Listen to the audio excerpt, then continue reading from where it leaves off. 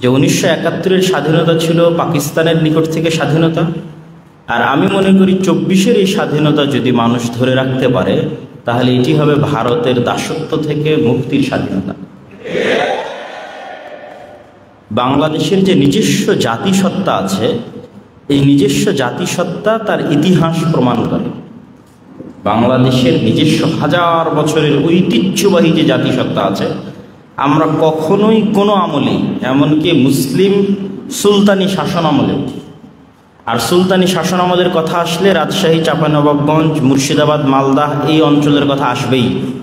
ইখতিয়ারউদ্দিন মোহাম্মদ বিন বখতিয়ার খিলজি যেই গৌড়তে রাজধানী স্থাপন করেছিলেন সেটি এখানেই ছিল। এই জন্য আমাদের অঞ্চলে প্রচুর পরিমাণে পুরাতন মসজিদ পাওয়া যায়। রাজশাহীর বাঘা মসজিদ, নওগাঁর কুসুম্বা মসজিদ, চাঁপাইনবাবগঞ্জের সোনা মসজিদ পার হওয়ার পর গৌড় রোডের দুই ধারে যত মসজিদ আছে, এগুলো একটাও না মুঘল আমলের মসজিদ, না মুঘল আমলের পরবর্তীতে ব্রিটিশ আমলের মসজিদ, না পাকিস্তান আমলের মসজিদ। এগুলো সব মুঘলদেরও পূর্বে স্বাধীন সুলতানি শাসন আমলের মসজিদ। তখন দিল্লির মুসলমান শাসকরা চাইতো এই বাংলাকে তাদের অধীনস্থ রাখতে। তো যখন দিল্লিতেও মুসলমান শাসক ছিল তখনও তারা বাংলাকে অধীনস্থ রাখতে পারে। তাহলে এটি অবশ্যই ঐতিহাসিকভাবে সত্য যে বাংলার মানুষ ভারতের আধিপত্য বা ভারতের দাসত্ব মেনে নিবে, এটি অসম্ভব এবং অকল্পনীয়। কিন্তু দুঃখজনক হলো সত্য যে গত 15 বছর যাবৎ, 16 বছর যাবৎ আমাদের দেশের উপরে আসলে স্বাধীন রাষ্ট্র হিসেবে নয়, বরং এক প্রকার ভারতের একটি অঙ্গরাজ্য এবং স্টেট হিসেবে এই দেশ পরিচালিত হয়েছে। তার কিছু কিছু নমুনা এখন দেখা যাচ্ছে যে বাংলাদেশের বই পুস্তকও বাংলাদেশে ছাপতো না, এখন আমরা জানতে পারছি। সেই বই পুস্তকও ভারতে গিয়ে ছাপাতে হতো। এটা তো একটা ছোট্ট বিষয়। বাংলাদেশের এত বিশাল দেশের এত হাজার হাজার প্রকাশনী, লক্ষ লক্ষ প্রকাশনী, তারা স্বাধীনতার পর থেকে এতদিন যাবৎ বই ছাপিয়ে আসতেছে, তাদের বই ছাপানোর যোগ্যতা নাই। বাংলাদেশের রাডারের নিয়ন্ত্রণ বাংলাদেশের হাতে ছিল না। বাংলাদেশের যত গার্মেন্টস পণ্য যেত, সকল গার্মেন্টস পণ্য ভারত হয়ে যেতে হতো, হয় সমুদ্র বন্দর অথবা বিমানবন্দর ব্যবহার করে, যেগুলো বিদেশে বিদেশে যেগুলো পাঠানো হতো। তো এরকম আরও অসংখ্য বিষয় হয়তো সামনে আসবে। যেমন গতকাল যে বিষয়টি সামনে আসতেছে যে আদানি গ্রুপ যে পরিমাণ প্রেশার ক্রিয়েট করতেছে যে 7 তারিখের মধ্যে বা এত তারিখের মধ্যে বকেয়া পরিশোধ না করলে বিদ্যুৎ কেটে দেওয়া হবে বা ইত্যাদি ইত্যাদি। তা আমি মনে করি এই সমস্ত বিষয়গুলোকে সামনে রেখে যারা এখন দায়িত্ব পালন করছে বা যারা মনে করছে যে তারা 24-এর আন্দোলনের ধারক এবং বাহক, তাদের অন্তত একটা বিষয় নিশ্চিত করা উচিত যে আমরা বাংলাদেশের 16 কোটি বা 18 কোটি মানুষ, আমরা ক্ষুধার্ত থাকতেও রাজি আছি, আমরা বিদ্যুৎবিহীন থাকতেও রাজি আছি, গ্যাসবিহীন থাকতেও রাজি আছি, কিন্তু ভারতের দাসত্ব থেকে আমাদের মুক্তি দিতে হবে। এবং যদি মুক্তি না দেওয়া হয় তাহলে এই যে 1700 বা 1800 ছাত্রের যে মৃত্যু, সেটি কখনোই তার কাঙ্ক্ষিত লক্ষ্যে পৌঁছবে না। শুধু ক্ষমতার পট পরিবর্তনের মাধ্যমে কখনোই এটির আসল উদ্দেশ্য হাসিল হবে না। আমরা যেন স্বাধীন জাতি হিসেবে বসবাস করতে পারি, তার আমাদের ন্যূনতম অধিকার আমাদের দিতে হবে। তো সেক্ষেত্রে আমি কিছু একটু স্মৃতিচারণ করি যে আমি এই আন্দোলনটাকে কি দৃষ্টিকোণ থেকে দেখতাম এবং কেন আমি আজকে এই কথা বলতেছি। যদিও এই আন্দোলনে ধারাবাহিকভাবে আমি একদম 13-14 জুলাইয়ের পূর্ব থেকে আমি ধারাবাহিক লিখে আসতেছিলাম এই আন্দোলনের পক্ষে। তো লাস্টের 3 তারিখের রাতের যে 2-3টা পোস্ট আছে আমার, এই 2-3টা পোস্ট আমি একটু পড়ে শোনাবো। এখান থেকে আপনারা এই আন্দোলনকে আমি কিভাবে দেখতাম সেটি বুঝতে পারবেন।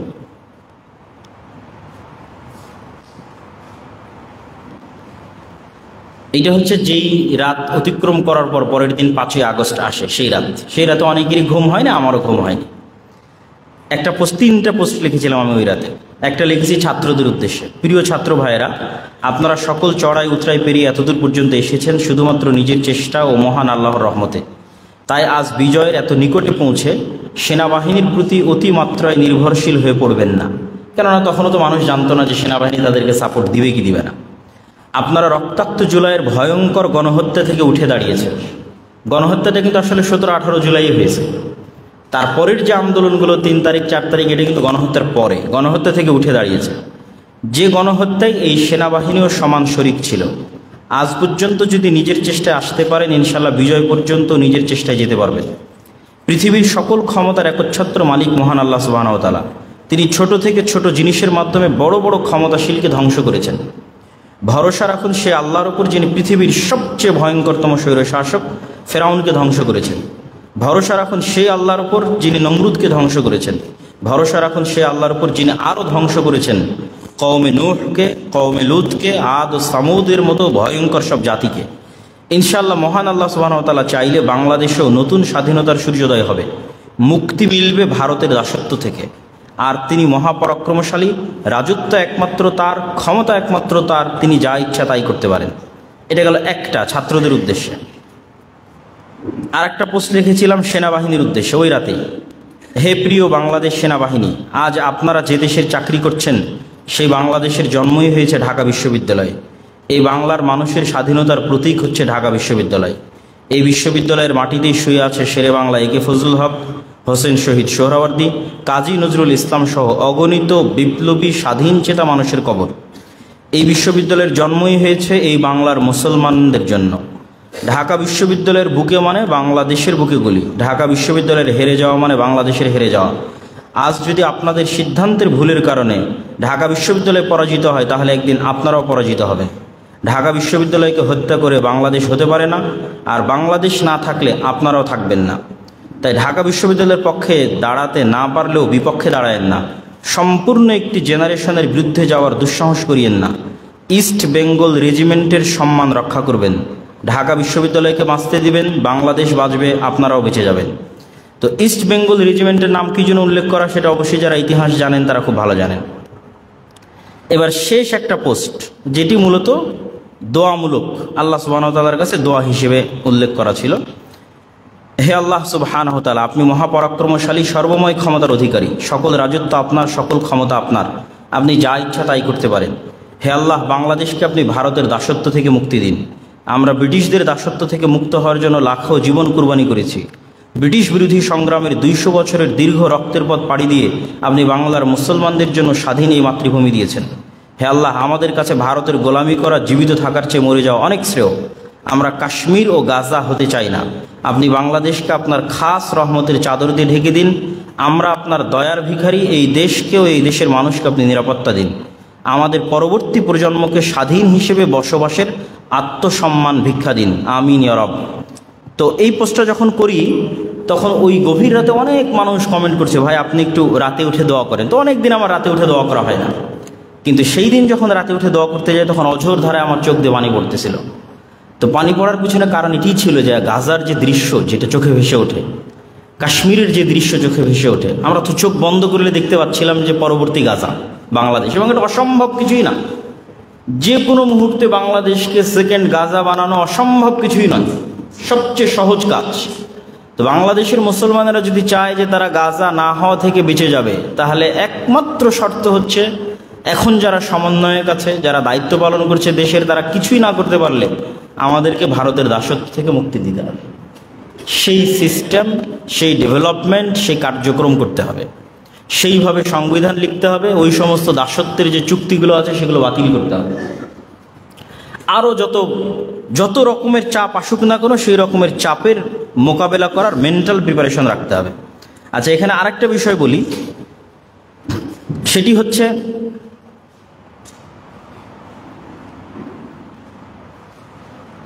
আমরা সব সময় ধৈর্য ধারণের পক্ষে। দেখবেন যে বাংলাদেশের ইসলামপন্থী জনগণকে কত রকমের অপবাদ দেওয়া হয়েছে, জঙ্গি ইত্যাদি ডট ডট ডট অসংখ্য কিছু, কিন্তু আপনি দেখবেন যে 5ই আগস্টের পর থেকে এখন পর্যন্ত সবচেয়ে ধৈর্যশীল যদি আপনি কাউকে পান চলমান গভর্নমেন্টের উপর, তাহলে দেখবেন ইসলামপন্থী দল এবং রাজনৈতিক দলগুলো, তারা কোনো ইস্যুতে রাজপথে গিয়ে সরকারকে বিব্রতকর পরিস্থিতিতে ফেলেনি। যখন যেটা প্রয়োজন হয়েছে সেটা সরকারকে যেভাবে জানালে কাজ হবে সেভাবে জানানোর চেষ্টা করেছে। কিন্তু এই সরকার গঠন হওয়ার পর থেকে অসংখ্যভাবে কিন্তু এই সরকারকে বিব্রত করা হচ্ছে। যেমন সনাতনী ধর্মের নামে বা ইসকনের নামে, যদিও তাদেরকে আমরা সনাতনী মানতে চাই না, ইসকন যারা আছে তাদের নামেও কিন্তু সরকারকে বিব্রত করা হচ্ছে। তো আমি যেটি মনে করব যে যারা এদেশে বিভিন্ন রাজনৈতিক দলের সাথে যুক্ত আছে তাদের উচিত ধৈর্য ধারণ করা এবং সহযোগিতা করা। বাংলাদেশের প্রত্যেক মানুষের উচিত ধৈর্য ধারণ করা, সহযোগিতা করা, যেমনটা আমরা করতেছি, ধৈর্য ধারণ এবং সহযোগিতা। তবে হ্যাঁ, আমরা পাশাপাশি সরকারকে এটিও জানিয়ে দিতে চাই, এটিও বলতে চাই যে ইসলামপন্থী জনগণ যে ধৈর্য ধারণ করছে, যে সহযোগিতাটা করছে, এই সহযোগিতাটাকে কখনোই দুর্বলতা মনে করা যাবে না এবং এমন কিছু করা যাবে না যেটি ইসলামপন্থী জনগণের রেড লাইন। যেমন আমি যদি বলি যে ইসলামপন্থী জনগণের রেড লাইন কি, যেমন হচ্ছে LGBTQ, এটা হচ্ছে রেড লাইন, এটার ধারে কাছেও আসা যাবে না, হাজার হাজার মাইল দূরে থাকতে হবে। এরকম আরও অসংখ্য রেড লাইন আছে যেগুলো আপনারা জানেন। তো ইসলামপন্থী জনগণ যেভাবে আপনাদেরকে সহযোগিতা করছে, বিপদে আপদে ধৈর্য ধারণ করছে, তাদের এই সহযোগিতাকে আপনাদের মূল্যায়ন করতে হবে। আর বাংলাদেশের স্বাধীনতা নিহিত আছে বাংলাদেশের প্রতি দেশপ্রেম এবং ইসলাম ও মুসলমানদের প্রতি ভালোবাসা, এটি আপনি কখনোই অস্বীকার করতে পারবেন না। এই বাংলার ইতিহাস ইসলাম এবং মুসলমান কেন্দ্রিকই গড়ে উঠেছে। স্বাধীন সুলতানি শাসনামল থেকে শুরু করে, মুঘলদের শাসনামল থেকে শুরু করে ব্রিটিশ বিরোধী আন্দোলন, 190 বছরের ব্রিটিশ বিরোধী জিহাদে এই বাংলার অসংখ্য মানুষের অংশগ্রহণ আছে। আপনাদের রাজশাহীতে একটা অঞ্চল আছে দুয়ারি, ওই দুয়ারিতে ব্রিটিশ বিরোধী জিহাদের কেন্দ্র ছিল। সপুরার ক্যান্টনমেন্টের নিকটে যে পুরাতন মসজিদ আছে, সেখানে ব্রিটিশ বিরোধী জিহাদের কেন্দ্র ছিল। তারপরে আমাদের রাজশাহী বিভাগের আরেকটা জেলা বগুড়া, বগুড়ার যে গাবতলী অঞ্চল, সেই গাবতলী অঞ্চলের সন্ধ্যাবাড়িতে ব্রিটিশ বিরোধী জিহাদের কেন্দ্র ছিল। তো এইগুলো আমরা কখনকার কথা বলতেছি, এখন থেকে নিয়ে 250-300 বছর আগের কথা বলতেছি। তারা আমাদেরই বাবা, আমাদেরই দাদা, তারা ব্রিটিশদের থেকে মুক্তি পাওয়ার জন্য জীবন দিয়েছে। তো কিছু কিছু মানুষের নাম তো আমরা জানি, মীর নিসার আলী তিতুমিরের কথা আমরা সবাই জানি, হাজি শরীয়তুল্লাহর কথা আমরা সবাই জানি। তাদের আন্দোলন কিসের বিরুদ্ধে ছিল? তাদের আন্দোলন ছিল ব্রিটিশদের বিরুদ্ধে, এবং ব্রিটিশদের বিরুদ্ধে মুসলমানেরাই সবচেয়ে বেশি জীবন দিয়েছে। এটি ভারতের মুসলমানদেরও দাবি যে তারা ব্রিটিশদের বিরুদ্ধে সবচেয়ে বেশি জীবন দিয়েছে। অতএব ভারত যে দাবি করে তারা ব্রিটিশ থেকে মুক্তি পেয়েছে, এটার ক্রেডিট মুসলমানদের দেওয়া উচিত। এর পরের অংশ যদি আসেন, তাহলে সেটি আপনি শেরে বাংলা একে ফজলুল হকের নাম আসবে, হোসেন শহীদ সোহরাওয়ার্দীর নাম আসবে, তারপরে হচ্ছে মাওলানা ভাসানীর নাম আসবে। এটি ছিল পাকিস্তান তৈরির আন্দোলন। শেরে বাংলা একে ফজলুল হক শুরুতে কৃষক প্রজা পার্টি করতেন এবং উভয় বাংলার একমাত্র অখণ্ড বাংলার প্রথম প্রধানমন্ত্রী ছিলেন, এবং তিনি প্রথম জমিদারি প্রথা বিলুপ্ত করে আমাদের যে জমির এখন আমরা মালিকানা দাবি করছি, এটি তিনি ফিরিয়ে দেন। জমিদারি প্রথা বিলুপ্ত করে আমাদের নামে যে মালিকানা আমরা জমি দাবি করতেছি, সেটি তার একটা বড় অবদান আছে জমিদারি প্রথা বিলোপ করে দুই বাংলার মানুষের জন্য। তো তিনি কিন্তু কখনোই মুসলিম লীগ করতেন না। তিনি চাইতেন কি উভয় বাংলা মিলে একটা স্বাধীন বাংলাদেশ গঠন হোক, মানে কলকাতা এবং ঢাকা মিলে পাকিস্তানের সাথেও না, ভারতের সাথেও না, একটা স্বাধীন বাংলাদেশ তৈরি হোক। এই কারণে তার হোসেন শহীদ সোহরাওয়ার্দীর সাথে মিলত না, দ্বিমত ছিল। কিন্তু যখন দেখলেন যে না, এখানে দুইটা বাদে কোনো চয়েস নাই, হয় ভারতের সাথে যেতে হবে না পাকিস্তানের সাথে যেতে হবে, কোনো চয়েস নাই, তখন হোসেন শেরে বাংলা একে ফজলুল হক তার যে আমিত্ব আছে, তার যে অহমিকা বোধ আছে, সেটিকে বিসর্জন দিয়ে মুসলমানদের জন্য, মুসলমানদের মুসলমানিত্বকে রক্ষা করার জন্য পাকিস্তানের সাথে যুক্ত হওয়ার সিদ্ধান্ত নেন। 1947-এর 14 আগস্ট আজকে বাংলাদেশের যে মানচিত্র, সেটি আমরা পাই।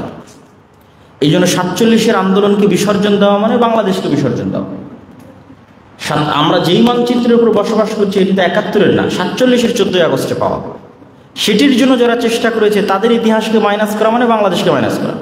আপনি শেরে বাংলা একে ফজলুল হকের ইতিহাস না পড়েন, 47-এর আন্দোলনের ইতিহাস না পড়েন, হোসেন শহীদ সোহরাওয়ার্দীর ইতিহাস না পড়েন, তাহলে আপনি বাংলাদেশকে মাইনাস করতেছেন। তারই ধারাবাহিকতায় বাংলাদেশ প্রতিষ্ঠিত হয়েছে। কিন্তু নিজেদের মুসলমানিত্ব রক্ষা করতে গিয়ে আমরা কি দেখলাম? আমরা যাদের সাথে যুক্ত হয়েছি তারা আমাদের সাথে বৈষম্য করতেছে। আর এটি সত্য, এটি যে সত্যতা এখনও বোঝা যায় আপনি যদি দেশের বাইরে যান। দেশের বাইরে গেলে দেখবেন যে ইন্ডিয়ানরাও আপনাকে সহ্য করে না, পাকিস্তানেরও আপনাদেরকে সহ্য করে না। পৃথিবীর থার্ড ওয়ার্ল্ড কান্ট্রির একটা নাগরিক হিসেবে তারা নিজেদেরকে একটু উঁচু মনে করে। ইন্ডিয়ান যারা, তারাও মনে করে বাঙালিদের চেয়ে তারা উঁচু, পাকিস্তানেরাও মনে করে তারা বাঙালিদের চেয়ে উঁচু, সৌদিরাও মনে করে তারা বাঙালিদের চেয়ে উঁচু। হয়তো আমাদের বেশিরভাগ পেশাগত মানুষের যে পেশা বহির্বিশ্বে থাকে, সেটির ফলে হয়তো এরকম একটা আমাদের চেহারা বা আমাদের একটা প্রতিফলন তাদের সামনে তৈরি হয়েছে। কিন্তু সব জায়গায় যে আমরা ডিসক্রিমিনেশন এবং বৈষম্যের শিকার এটি বোঝা যায়, সীমান্ত পার হলেই বোঝা যায়। সুতরাং 1971-এর পূর্বে যে আমরা পাকিস্তান কর্তৃক বৈষম্যের শিকার ছিলাম এটি সত্য। সেই বৈষম্য থেকে মুক্তির জন্যই মূলত 71-এর যুদ্ধ হয়েছে। কিন্তু তার মানে কখনোই এটি নয়, 71-এর যুদ্ধ মানে কখনোই এটি নয় যে বাংলাদেশ ভারতের দাসত্ব বরণ করবে, এটি কখনোই নয়। এবং এই কারণে তখন যে চুক্তিটা হয়েছিল ভারতের সাথে বাংলাদেশের, যেটিকে এক প্রকার গোপন চুক্তি বলা হয়, যে বাংলাদেশের কোনো সেনাবাহিনী থাকবে না ইত্যাদি অসংখ্য কিছু, সেই চুক্তিগুলোকে বাতিল করেই কিন্তু বাংলাদেশ আজ এই পর্যন্ত এসেছে এবং স্বাধীনভাবে দাঁড়িয়ে আছে। অতএব আমাদের বাংলাদেশের এই ইতিহাসকে ধারণ করতে হবে এবং বৈষম্য বিরোধী ছাত্র আন্দোলনকে আমি কোন দৃষ্টিকোণ থেকে দেখতাম, তাই 3টে পোস্ট পড়ে আপনি স্পষ্ট হয়েছে যে প্রত্যেকটা জায়গায় আমি ইঙ্গিত করেছি যে আমাদের এই স্বাধীনতা তখনই পরিপূর্ণ স্বাধীনতায় লাভ করবে যখন আমরা স্বাধীন জাতি হিসেবে নিজের স্বাধীন মতো সিদ্ধান্ত নিতে পারবো।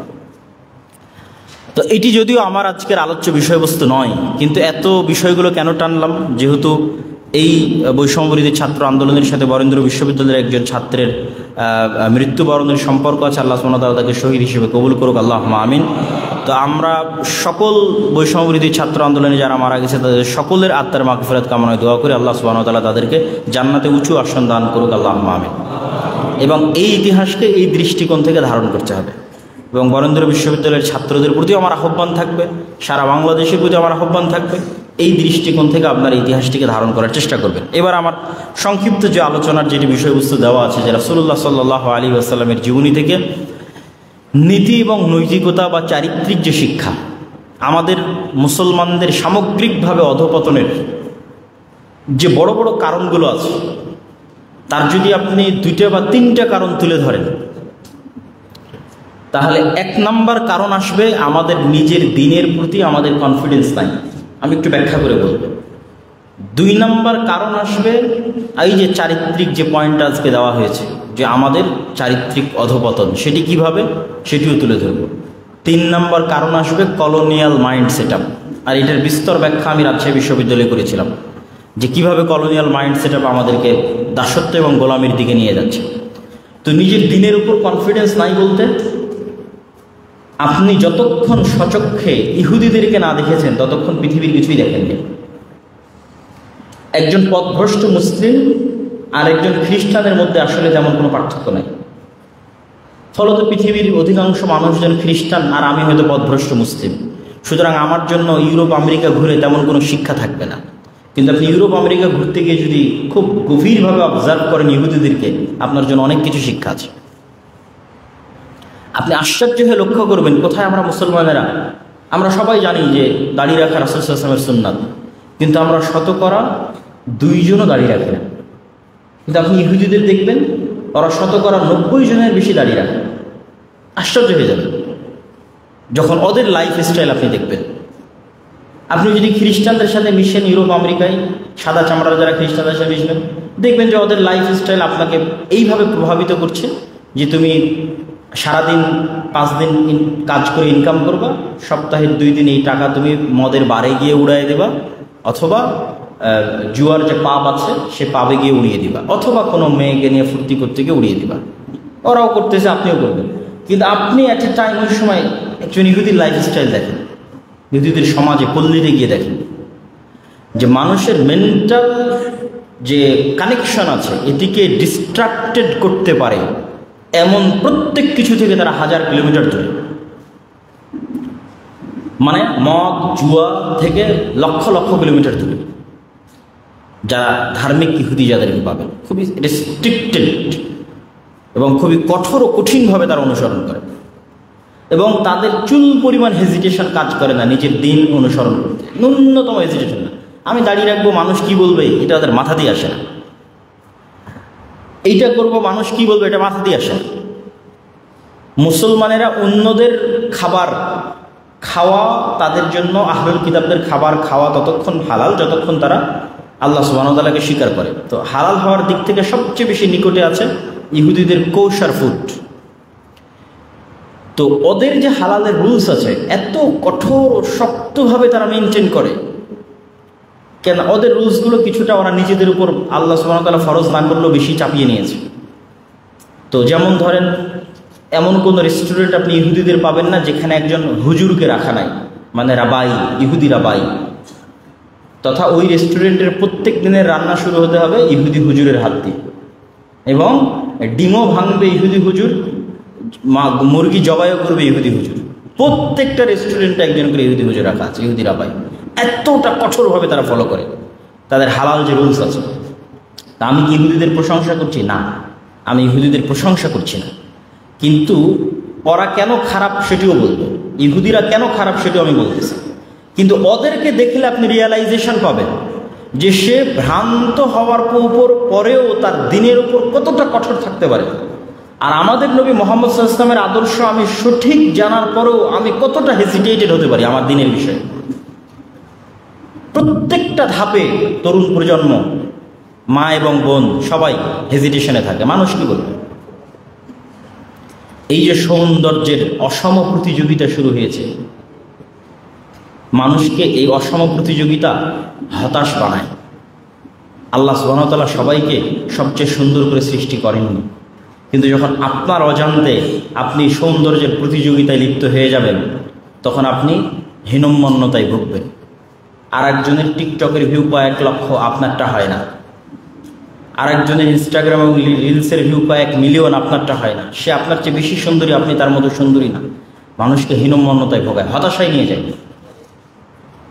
এই জন্য আল্লাহ সুবহানাহু ওয়া তাআলার নির্দেশনার মধ্যেই আছে। কেন আল্লাহ সুবহানাহু ওয়া তাআলা পর্দার কথা বলেছে?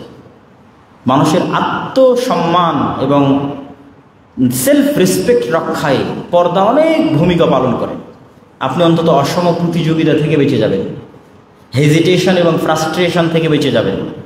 সমাজে সৌন্দর্যের অসম প্রতিযোগিতা নাই। আল্লাহ সুবহানাহু ওয়া তাআলা সবাইকে যেভাবে সৃষ্টি করেছে সে সেভাবে আছে। তখন এখানে কেউ হতাশ হবে না, কেউ আত্মহত্যা করবে না, কেউ গলায় ফাঁসি দিবে না। তো যাক, আমি অন্যদিকে চলে গেলাম। তো এই যেটা বলতে চাচ্ছিলাম আর কি, যে আপনি ইহুদিদের থেকে অন্তত এই জিনিসটা শিখতে পারবেন যে তাদের দিনের উপর ভ্রান্ত থাকার পরও তারা কতটা কট্টর, তাদের মেয়েরাও তাদের ছেলেরাও। কিন্তু আমি যদি পর্দা করি মানুষ কি বলবে, এইভাবে করলে ভালো, ওইভাবে করলে ভালো, এই যে হেজিটেশনের মধ্যে আছে, এটা ওরা নাই। তাহলে ওরা খারাপ কেন? ওরা খারাপ, ওদের মধ্যে আর মুসলমানদের মধ্যে পার্থক্য হচ্ছে খ্রিস্টানেরা সত্যটা জানেই না, এই জন্য তারা পথভ্রষ্ট। এই জন্য সবচেয়ে বেশি ইসলাম ধর্ম আগেও গ্রহণ করেছে খ্রিস্টানেরা, ভবিষ্যতেও গ্রহণ করবে খ্রিস্টানেরা। কেননা ওরা সত্য জানেই না, তো জানলেই মানবে। এই জন্য আল্লাহ ওদের বলেছে ওয়ালাদ-দাল্লিন। আমরা মুসলমানেরা সত্যটা জানি এবং আমাদের কনসেপ্ট, আমাদের নবী মুহাম্মদ সাল্লাল্লাহু আলাইহি ওয়াসাল্লামের কনসেপ্ট, এই দীর্ঘ 1400 বছরের খলিফায়ে রাশিদিন থেকে শুরু করে উমাইয়া, আব্বাসি, ওসমানী সালতানাতের পর্যন্ত মুসলমানদের এটাই কনসেপ্ট ছিল, এখনও আছে, যে মুসলমানেরা সারা পৃথিবীর মানুষের কল্যাণ চায়। মুসলমানেরা যেমন নিজে জানে যে আমি মদ খাবো না, আমি বিড়ি সিগারেট খাবো না, এটা আমার জন্য ক্ষতিকর, ঠিক মুসলমানেরা এটা চায় পৃথিবীর কেউ যেন এই ক্ষতিতে না পতিত হয়। মুসলমানেরা যেমন জানে সুদ হারাম, এটি পৃথিবীতে গোলামের জিঞ্জিরে আবদ্ধ করে মানুষকে, ঠিক মুসলমানেরা এটি চায় যে পৃথিবীর আর কোনো মানুষ, একটা হিন্দু, একটা বৌদ্ধ, এই সুদের মতো অভিশপ্ত বেড়া জালে যেন আক্রান্ত না থাকে, সে যেন গোলাম না হয়। এই জায়গায় ডিফারেন্স হচ্ছে ইহুদিদের সাথে। ইহুদিরা সত্যটা জানে এবং সত্যটা শুধু তাদের জন্যই সীমাবদ্ধ রেখেছে, আর পুরো পৃথিবীর মানুষকে কিভাবে গোলাম বানানো যাবে, কিভাবে ধ্বংস করা যাবে, তার জন্য সকল অর্থ এবং চিন্তাভাবনা তারাই ব্যয় করে। কেননা তারা সুপারিয়রিটি থিওরিতে বিশ্বাস করে। ফলত সে নিজে 7টা 8টা করে সন্তান নেবে, কিন্তু পৃথিবীর মানুষ যেন সন্তানই না নেয়। ওদেরকে LGBTQ শিখিয়ে দাও, তাহলে তার সন্তানই হবে না, প্রজন্মই ধ্বংস হবে। তাও যদি না পারো তো 1টা 2টার বেশি যেন না নেয়। আমার কথা বিশ্বাস না হলে আপনি চেক করতে পারেন, কারো না কারো আত্মীয় স্বজন আছে ইউরোপে, আমেরিকায়, কল দিয়ে জিজ্ঞেস করবেন তোমার নিকটস্থ যে কোনো ইহুদির কয়টা সন্তান, চেক করতে পারেন, রিচেক করেন আমার বক্তব্য। প্রায় ম্যাক্সিমাম ইহুদির 6টা 7টা 5টা সন্তান, কিন্তু তারাই সারা পৃথিবীতে সবচেয়ে বেশি পেট্রোনাইজ করছে যেন এদের সন্তানই না হয়, ধ্বংস হয়ে যাবে। তারা নিজেরা নিজেদের মধ্যে কখনো সুদি লেনদেন করে না, কিন্তু সারা পৃথিবীর সুদি ইকোসিস্টেম কারা কন্ট্রোল করে? ইহুদিরাই কন্ট্রোল করে। এইটা হলো ইহুদিদের অভিশপ্ত হওয়ার কারণ। এরা সত্যটা জানে, এই সত্যটা নিজেদের জন্য সীমাবদ্ধ রাখে, নিজেদেরকে সুপারিয়র মনে করে, আর পৃথিবীর সব মানুষকে গোলাম মনে করে। আর পৃথিবীর মানুষকে কেমনে গোলাম রাখা যাবে, এটা ওদের টেন্ডেন্সি। তো গোলাম যদি আপনি পৃথিবীর মানুষকে রাখতে চান, তাহলে ওকে নেশায় আসক্ত করলে গোলাম বানানো সহজ না কঠিন? সহজ। আপনি নেশাগ্রস্ত থাকবেন, অটোমেটিক গোলাম থাকবেন। আপনাকে যদি সুদের অর্থনৈতিক দাসত্বের বেড়াজালে ফেলা যায়, আপনি গোলাম থাকবেন না থাকবেন না? গোলাম থাকবেন। কিন্তু আমরা চাই না কখনই পৃথিবীর একটা মানুষও গোলাম থাকবে। আমরা চাই পৃথিবীর প্রত্যেকটা মানুষ স্বাধীন হোক। এই জন্য আমরা চাই না পৃথিবীর কোনো মানুষই নেশায় আসক্ত, পৃথিবীর কোনো মানুষের সুদের মতো অর্থনৈতিক দাসত্বের বেড়াজালে আক্রান্ত হোক, আমরা চাই না। কিন্তু এটা তারা চায়, তারাই একমাত্র স্বাধীন থাকবে, সারা পৃথিবীর মানুষ গোলাম থাকবে। এইটা হলো তাদের মধ্যে আমাদের, তারা কেন খারাপ আর আমরা কেন ভালো তার পয়েন্ট। কিন্তু তাদের থেকে যেটা শিক্ষা নেওয়ার আছে, যে ওরা যে সত্যটা নিজেদের জন্য প্রয়োগ করছে, ওই সত্যটা আমাদের কোরআনে থাকার পরও, আমাদের হাদিসে থাকার পরও, আমাদের নবীর আদর্শে থাকার পরও আমরা সেই সত্যগুলো নিয়ে হেজিটেটেড, দ্বিধাদ্বন্দ্বে ভুগছি, যা খুবই আফসোসজনক, খুবই দুঃখজনক। এই জন্য আপনি ইহুদিকে না দেখলে পৃথিবীর কিছুই দেখেননি। কেন? ওরা বাদে আর পৃথিবীর যাদেরকে দেখতেছেন এরা কিছুই জানে না পৃথিবী সম্পর্কে, এরা পরকাল সম্পর্কে কিছুই জানে না, এরা পৃথিবীর প্রকৃতি সম্পর্কে কিছুই জানে না। এরা জাস্ট দুনিয়াতে মেশিনের মতো আসতেছে, মেশিনের মতো পশুর মতো খাচ্ছে থাকছে, ঘুরছে ফিরছে। চায়নার কথা বলেন, জাপানের কথা বলেন, আর খ্রিস্টানদের কথা বলেন। সুতরাং এদের দেখে আপনি কোনো শিক্ষা পাবেন না। আপনি শিক্ষা পাবেন যদি ইহুদিদেরকে দেখেন, তাহলে আপনি বুঝবেন যে না, এই পৃথিবীর অন্য কোনো অর্থ আছে, যে অর্থের পিছনে তারা ছুটতেছে। সেই অর্থটাই হচ্ছে এই পৃথিবী একদিন ধ্বংস হবে এবং আমাদের মৃত্যু হবে এবং পরকাল হবে, এবং নবীরা সত্য, আল্লাহর কিতাব সত্য। 2 নম্বর যে পয়েন্ট, যেটি আমাদের গোলামি বা মুসলিম উম্মার অধঃপতনের জন্য কারণ, যেটা আমাদের আজকের বক্তব্যের সাথে সম্পৃক্ত, সেটি হচ্ছে আমাদের নৈতিক এবং চারিত্রিক অধঃপতন। নৈতিক এবং চারিত্রিক অধঃপতন বললেই সবাই 1 নম্বরে রাখতে চায় অবৈধ সম্পর্ক, 1 নম্বরে রাখতে চায় মদ জুয়া, আর আমি 1 নম্বরে রাখতে চাই, এবং আমি মনে করি এটার পক্ষে কোরআন এবং হাদিস থেকে অসংখ্য দলিল আদিল্লাহ আমি পেশ করতে পারবো, এবং আমি মনে করি আমার এই বুঝটা সঠিক, সেটি হচ্ছে সততা এবং ন্যায়পরায়ণতা না থাকা। এটা হচ্ছে 1 নম্বর নৈতিক এবং চারিত্রিক পদস্খলন, আরও বিশেষ করে বাংলাদেশের মুসলমানদের জন্য, ভারত পাকিস্তান বাংলাদেশের মুসলমানদের জন্য, এবং আরও স্পেশালি বাংলাদেশের মুসলমানদের জন্য। দেখেন, রাসূলুল্লাহ সাল্লাল্লাহু আলাইহি সাল্লাম বলছেন, আরবাউন মান কুন্না ফি, 4টা বৈশিষ্ট্য যার মধ্যে আছে সে নির্ভেজাল খাঁটি মুনাফিক। এভাবে হাদিসে আসছে, 4টা বৈশিষ্ট্য যার মধ্যে আছে সে নির্ভেজাল খাঁটি মুনাফিক। মানে সে সত্যিকার অর্থে মুমিন কিনা এটা নিয়ে সন্দেহ। সেখানে কিন্তু রাসূল সাল্লাল্লাহু আলাইহি ওয়াসাল্লাম বলেননি যে অবৈধ সম্পর্কে লিপ্ত হলো সে খাঁটি মুনাফিক হওয়ার সম্ভাবনা আছে, বা যে হচ্ছে মাদকাসক্ত হলো সে খাঁটি মুনাফিক হওয়ার সম্ভাবনা আছে। কি বলছেন দেখেন, ইযা হাদ্দাসা কাযাবা, যখন কথা বলে মিথ্যা বলে, ওয়াইদা ওয়াদা আখলাফা, যখন ওয়াদা দেয় ওয়াদা ভঙ্গ করে, ওয়াইদা তুমিনা খানা, যখন আমানত রাখা হয় আমানতের খেয়ানত করে। আপনি প্রিন্সিপালের পদ বলেন, ভিসির পদ বলেন, OC, DC, SP, sub registrar, AC land, প্রধান উপদেষ্টা, প্রধানমন্ত্রী, এই প্রত্যেকটা পদ কি? আমানত, দায়িত্ব, আমানত। আপনি ডিসির পদে বসে, ওসির পদে বসে, এসিল্যান্ড, সাব রেজিস্ট্রারের পদে বসে আপনি মিথ্যা বলছেন, মিথ্যা স্বাক্ষর করতেছেন, মানুষের কাছে অবৈধভাবে ঘুষ গ্রহণ করতেছেন, আপনি তো খাঁটি মুনাফিক। আপনাকে তো রাসূল বলেছেন খাঁটি মুনাফিক।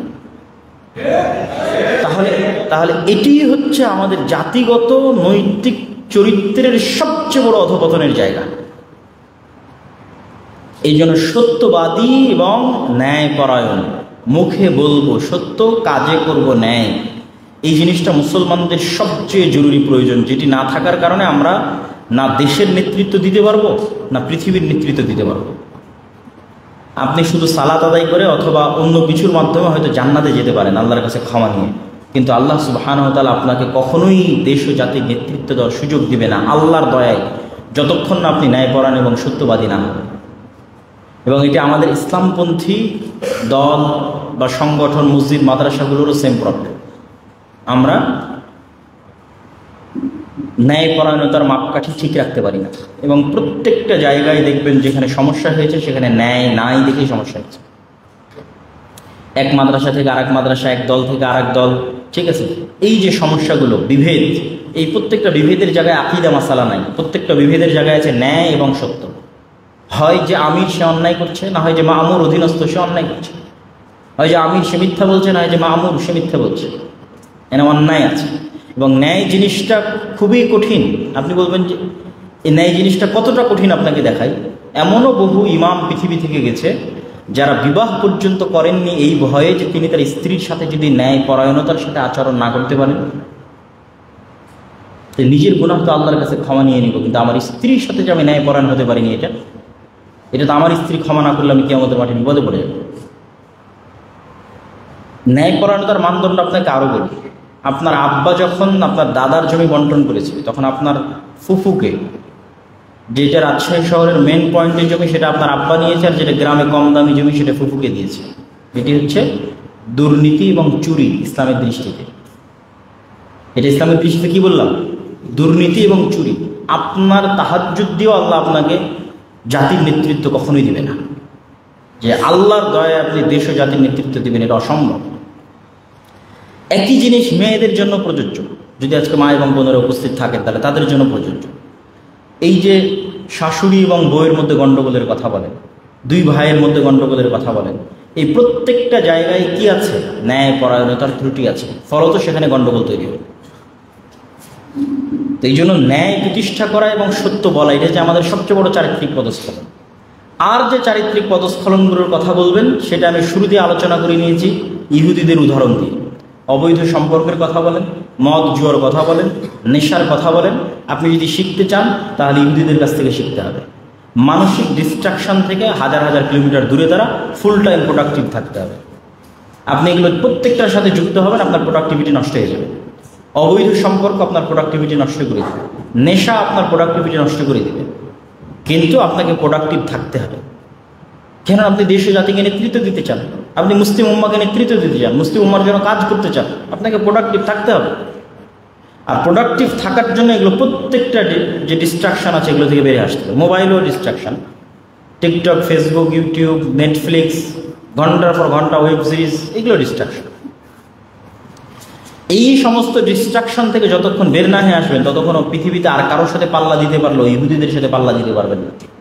এটা আমি স্বাক্ষর করে দিয়ে গেলাম যে পৃথিবীর আপনি খ্রিস্টানদের সাথে পাল্লা দিয়ে দিতে পারেন, আরও অনেকের সাথে পাল্লা দিতে, ওদের সাথে পারবেন না।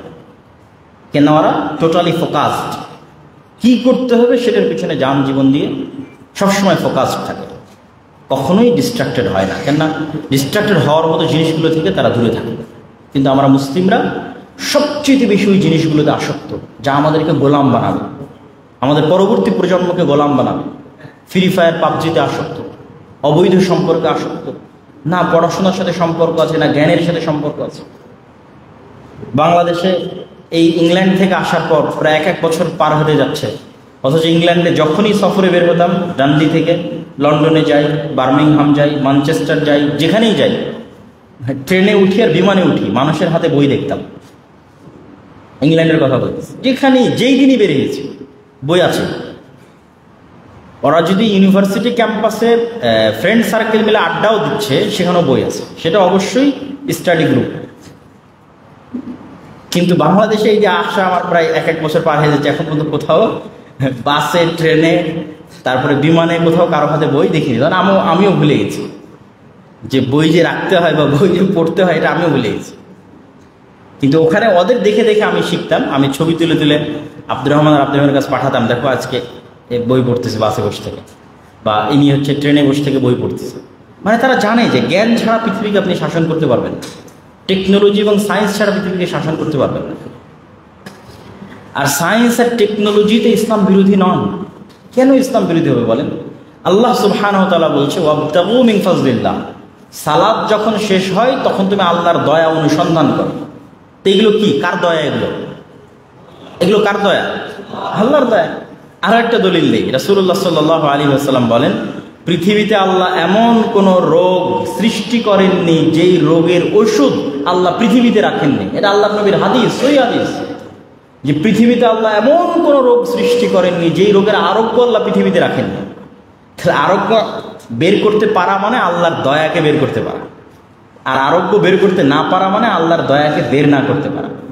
তা আপনি মোবাইলের কথা বলেন, এই fan, light, electricity, science, technology, এগুলো সব আগে থেকেই পৃথিবীতে ছিল। এগুলো আল্লাহর দয়া, মানুষ বের করতে পারেনি, সময় লেগেছে। এগুলো আগে থেকে পৃথিবীতে ছিল। যদি এগুলো পৃথিবীতে আগে থেকে না থাকতো আমরা কোনোদিন এগুলো বের করতে পারতাম না। এরকম আরও অসংখ্য সায়েন্স অ্যান্ড টেকনোলজি পৃথিবীতে আছে, এগুলো আল্লাহর দয়া, বের করতে হবে। এবং যে আল্লাহর এই দয়াগুলো অনুসন্ধান করবে অবশ্যই তার প্রতিটা সেকেন্ড নেকিতে পরিণত হবে। বরেন্দ্র ইউনিভার্সিটির ল্যাবে কাটানো আপনার প্রত্যেকটা সেকেন্ড নেকিতে পরিণত হবে। আপনি সায়েন্স, টেকনোলজি, ইঞ্জিনিয়ারিং পড়ছেন, এগুলো সব নেকিতে পরিণত। শুধু আপনার নিয়ত ঠিক রাখতে হবে যে আমি মানুষের উপকার করার জন্য, আমার জাতিকে উপকার করার জন্য, মুসলিম উম্মার উপকার করার জন্য আমি এই জ্ঞান অর্জন করতেছি। এই জন্য আমাদের সব অলসতা বাদ দিয়ে প্রোডাক্টিভ হয়ে কীভাবে আমরা জ্ঞানে, সায়েন্সে, টেকনোলজিতে সামনের দিকে এগিয়ে যাবো সেটি চেষ্টা করা উচিত।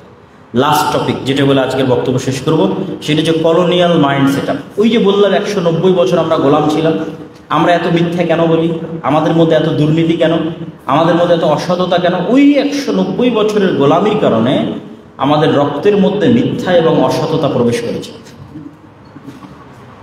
ওই 190 বছরের গোলামি ধকল আপনি কাটিয়ে উঠতে অনেক সময় লাগবে। কেবল তো মাত্র 70 বছর হচ্ছে, তথা আমরা 1947 থেকে যদি ধরি তাহলে 70-75 বছর হচ্ছে। আরও 25-30 বছর হলে 1 সেঞ্চুরি পূর্ণ হবে। তো কাটিয়ে যে একদম উঠা যাচ্ছে না তা না, অবশ্যই ধীরে ধীরে কাটিয়ে উঠবে, কিন্তু একটা দীর্ঘ সময়ের দাসত্ব আমাদের মনে, আমাদের অজান্তে দাসত্ব তৈরি করে দিয়েছে। আমি যখন ইংল্যান্ডের সীমানা ক্রস করে ফ্রান্সে ঢুকলাম, স্পেনে ঢুকলাম, ইতালিতে ঢুকলাম, কোথাও ইংরেজি ভাষার অস্তিত্ব নাই। বিমানবন্দরগুলোতে পর্যন্ত এক্সিট লেখাটা ইংরেজিতে লেখা নাই। এরকমও অনেক বিমানবন্দর পেয়েছে যেখানে এক্সিট পর্যন্ত ইংরেজিতে লেখা নাই। তখন আপনি রিয়েলাইজ করবেন যে আমার দেশে আমি ইংরেজি শিখতে হবে না এটি বলিনি, কিন্তু ইংরেজির যে গুরুত্ব বা আমরা যে ইংরেজির গুরুত্ব ফিল করি, এটা আমাদের অজান্তে কলোনিয়াল মাইন্ডসেট। কিন্তু এটা কোনো সমস্যা না, ভাষা আমরা শিখতেই পারি। কিন্তু এরকম আরও অসংখ্য কলোনিয়াল মাইন্ডসেট আমরা বহন করে বেড়াই আমাদের অজান্তে। একজন প্যান্ট শার্ট পরলে আমার কাছে যে স্মার্ট মনে হয়, আর একজন টুপি পাঞ্জাবি পরলে যদি আমার কাছে একটু আনস্মার্ট মনে হয়, একজন বোরখা এবং পর্দা করলে যদি আমার কাছে আনস্মার্ট মনে হয়, আর একজন যদি প্যান্ট শার্ট বা গেঞ্জি পরে তাকে যদি স্মার্ট মনে হয়, এটা হচ্ছে আমরা আমাদের অজান্তে colonial mind set up carry করতেছি, বহন করতেছি। এরকম আরও অসংখ্য উদাহরণ পাবেন। আপনি আফ্রিকায় যান, আফ্রিকার মুসলিম দেশগুলোর সেকেন্ড ল্যাঙ্গুয়েজ কেন ফরাসি? তখন আপনি রিলেট করতে পারবেন যে হাজার হাজার কিলোমিটার দূরে আর এক মুসলিম দেশের সেকেন্ড ল্যাঙ্গুয়েজ ফরাসি, আর হাজার হাজার কিলোমিটার দূরে এখানে আর এক মুসলিম দেশের সেকেন্ড ল্যাঙ্গুয়েজ ইংরেজি। ও ছিল ফ্রান্সের গোলাম, আমি ছিলাম ইংল্যান্ডের গোলাম। ফলত সেও কলোনিয়াল মাইন্ডসেটটা বহন করতেছে, আমিও কলোনিয়াল মাইন্ডসেটটা বহন করতেছি আমাদের অজান্তে। স্পেন, ইতালি, ফ্রান্স, জার্মানি তারা জাতি হিসেবে কতটা আত্ম অহমিকায় ভোগে, কতটা আত্ম অহংকারী যে ইংল্যান্ডের ভাষা ইংরেজি শিখলে তাদের জাত যাবে। কি পরিমাণ উন্নাসিক জাতিগত তাদের চিন্তা, আর আমি সেটার বিপরীতে কতটা অধস্তন চিন্তা রাখি, কতটা গোলামির চিন্তা রাখি, আপনি তখন কম্পেয়ার করতে পারবেন। ইউরোপের স্বাধীন দেশগুলো যদি ভ্রমণ করেন আর যদি বাংলাদেশ, পাকিস্তান, ইন্ডিয়া ভ্রমণ করেন, তাহলে দেখবেন তাদের মাইন্ড সেট আপের তুলনায় জাতি হিসেবে তারা তাদের জায়গায় কতটা স্বাধীন চেতা, কতটা নিজের কৃষ্টি, কালচার, সংস্কৃতির প্রতি ফোকাসড। আপনি আশ্চর্য হয়ে যাবেন। ইংল্যান্ডের যে বাড়িঘরগুলো আছে, 500-600 বছরের পুরাতন বাড়িঘর আছে, আপনি একটা দরজাও পরিবর্তন করতে পারবেন না সরকারের অনুমতি ছাড়া। যত কোটি কোটি টাকা ইংল্যান্ড শুধু তাদের ঐতিহ্য রক্ষা করার পিছনে খরচ করে, এরকম কোটি কোটি টাকা দিয়ে হাজারো দুবাই তৈরি করা যায়, কিন্তু ওরা এটাতে কট্টর। আমার যে ইতিহাস আছে সেটি সংরক্ষণ করতে। তখন আপনি বুঝতে পারবেন যে আমি আমার ইতিহাসের তো কোনো খবরই রাখি। আমার যে হাজার বছরের এখানে মুসলিম বাংলার ইতিহাস আছে, আমি তো কোনোদিন না পড়েছি, না সেটি সংরক্ষণ করার চেষ্টা করেছি, না সেটির প্রতি ফোকাস থেকেছি। অথচ সে তার ইতিহাস ঐতিহ্য সংরক্ষণ করার জন্য কোটি কোটি টাকা একটা দরজা, একটা বাড়ির একটা দরজা পর্যন্ত পরিবর্তন করতে দিবে না, কেন? ওটা তার ইতিহাসের অংশ। এটা আমি কাল্পনিক বানিয়ে বলতেছেন, আপনি রিচেক করবেন যারা ইংল্যান্ডে থাকে তাদের কাছে। তো ওই সমস্ত দেশে গেলে আপনি কম্পেয়ার করবেন জাতিগতভাবে তারা কতটা স্বাধীন চেতা মনোভাব লালন করে, আর জাতিগতভাবে আমরা কতটা কলোনিয়াল মাইন্ড সেট আপ, গোলামির চিন্তাভাবনা লালন করি। এই জন্য মুসলিম তরুণ, মুসলিম যুবকদের একটাই দায়িত্ব, আমাদের দ্বীন, ইসলাম এবং মুহাম্মদ সাল্লাল্লাহু আলাইহি সাল্লামের আদর্শের প্রতি আমাকে অতি কট্টর, অতি মৌলবাদী, অতি শক্তিশালী হতে হবে। এবং এটি আপনাকে জাতিগতভাবে শক্তিশালী করবে, জাতিগতভাবে আপনাকে আত্মমর্যাদাশীল করবে, জাতিগতভাবে আপনাকে মেন্টালি স্ট্রং করবে। আর আপনি যত বেশি হেজিটেটেড থাকবেন, আপনি জাতিগতভাবে তত দুর্বল থাকবেন, আপনার পরবর্তী প্রজন্ম তত দুর্বল হবে। এই জন্য আমাদের মুসলমানদের যে আদর্শ আছে, আমাদের নবীর যে আদর্শ আছে, আদর্শের উপর আপনাকে কোনো প্রকার কম্প্রোমাইজ ছাড়া অতি শক্ত অতি কঠোর হতে হবে, মা এবং বোনদেরকে হতে হবে। মা এবং বোনদেরকে আমি কখনোই এটি বলি না যে আর একটা ছেলে আপনাকে কি বলবে এই জন্য আপনি পর্দা করবেন, না। আমি আব্দুল্লাহ বিন আব্দুর রাজ্জাক কি বলবো এই জন্য আপনি পর্দা করবেন, কখনোই না। এবং আপনারাও আর এক মেয়েকে দাওয়াত দিতে গিয়ে ছেলে মানুষ কি বলবে এই জন্য পর্দা করবে, শ্বশুর কি বলবে এই জন্য পর্দা করবে, স্বামী কি বলবে এই জন্য পর্দা করবে, আশেপাশের সমাজের মানুষ কি বলবে এই জন্য পর্দা, কখনো না। এগুলো ছুড়ে ফেলে দেন। আপনি সেম কাতারে আসেন। আমি আল্লাহর গোলাম, আপনিও আল্লাহর গোলাম। আমি আল্লাহর সৃষ্টি, আপনিও আল্লাহর সৃষ্টি। আল্লাহ সুবহানাহু ওয়া তাআলা আদেশ দিয়েছে, আমাদের নবী মুহাম্মদ সাল্লাল্লাহু আলাইহি সাল্লাম আদেশ দিয়েছে, পর্দার এবং পর্দার মধ্যে আমাদের এবং আপনাদের জন্য কল্যাণ আছে। সুতরাং আমি কোন দৃষ্টিকোণ থেকে একটা মেয়েকে দেখতেছি বা ছেলেরা কোন দৃষ্টিকোণ থেকে, এটা কখনোই ধর্তব্য নয়। সেম পেজে এসে আল্লাহ সুবহানাহু ওয়া তাআলার গোলাম হিসেবে আমাদেরকে আমাদের দ্বীন এবং আমাদের আদর্শের উপর কট্টর হতে হবে এবং কোনো প্রকার কম্প্রোমাইজ ছাড়া সে আদর্শ, সেই দ্বীন, সেটিকে শক্তভাবে আঁকড়ে ধরে থাকতে হবে এবং পরবর্তী প্রজন্মে ট্রান্সফার করতে হবে। তাহলে আপনি জাতিগতভাবে স্বাধীন থাকবেন, না হলে জাতিগতভাবে স্বাধীন থাকার কোনো রাস্তা নেই। বাংলাদেশের স্বাধীনতার মূল ভিত্তিই হচ্ছে বাংলাদেশের মুসলমানদের ইসলামী আদর্শ, ইসলামী কৃষ্টি কালচার এবং সংস্কৃতি। এই জন্য পৃথিবীতে একটা কথা আছে, সফট পাওয়ার। বলিউড হচ্ছে ইন্ডিয়ার সফট পাওয়ার। আপনি যদি হিন্দি গান শুনেন, হিন্দি মুভি দেখেন, হিন্দি বলতে ভালো লাগে, হিন্দি গান শুনতে ভালো লাগে, আপনি কোনো না কোনো অ্যাঙ্গেলে ইন্ডিয়া আপনাকে অ্যাকোয়ার করেনি, কন্ট্রোল করেনি আর্মি দিয়ে, তারপরেও আপনি তার সফট পাওয়ারে প্রভাবিত। এই জন্য আমরা কিন্তু আমাদের সফট পাওয়ারের দিক থেকে খুবই দুর্বল, মিডিয়াতে দুর্বল। আমি বলেছি যে, এবং এই মাসে আমি জানি না এখানে মাসিকাল ইতেসাম আসে কিনা, একটা পত্রিকা আপনাদের এই পাশের প্রতিষ্ঠান থেকে বের হয়, জামিয়া সালাফিয়া, প্রতি মাসে মাসিকাল ইতেসাম।